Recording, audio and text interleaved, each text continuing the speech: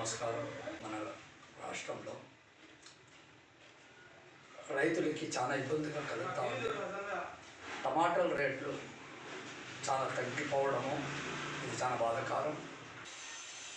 ఇది ప్రభుత్వం దీని గురించి ఆలోచించేసి వాళ్ళకి అనుకోవాలి, వాళ్ళకి సపోర్ట్ చేయాలి. ఎందుకంటే రైతులతోనే మనము రైతులతో పంటలతో మనం ఉపయోగపడుతూ ఉన్నాం. వాళ్ళు చేసిన పంటలతోనే మన రాష్ట్రంలో సప్లై అవుతూ ఉండే.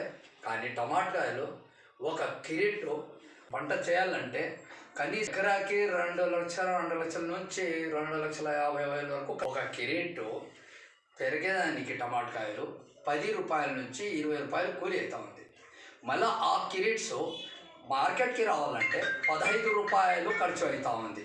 35-40 మళ్ళీ ఆడ నుంచి ఈడ కిరీట్లు మార్చాలంటే మళ్ళీ ఒక 5 రూపాయలు. ఇది 5, అది 15, అవి ఒక 20, టోటల్ 50 రూపాయలు, 40-50 రూపాయలు అవుతాం. అయితే కిరీట్ ఎంత పోతా ఉంది? 60 రూపాయల నుంచి 100 రూపాయల వరకు పోతాయి. దాంట్లో 10% కమిషన్ ఇవ్వాల. మళ్ళీ జాక్పాట్ 100 కిరీట్స్ ఫ్రీగా ఇచ్చారు.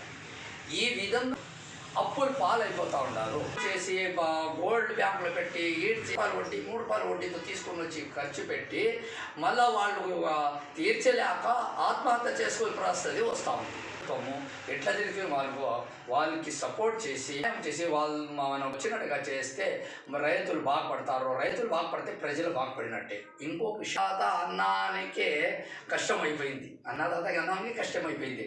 ఆడు వచ్చి మార్కెట్ డబ్బులు రావాల్సింది పోయి వీళ్ళు బాకీ అయిపోయి సాఫ్ట్వేర్ ఇంజనీర్స్ రేపు టమాటాకాయలు వేస్తే చాలా డబ్బులు వస్తాయని ఉన్నారు.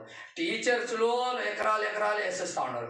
ఎంప్లాయీల కన్నా ఎంప్లాయర్స్ ఎక్కువ చేయడము ఈ కారణాలు రేట్లు తగ్గడం.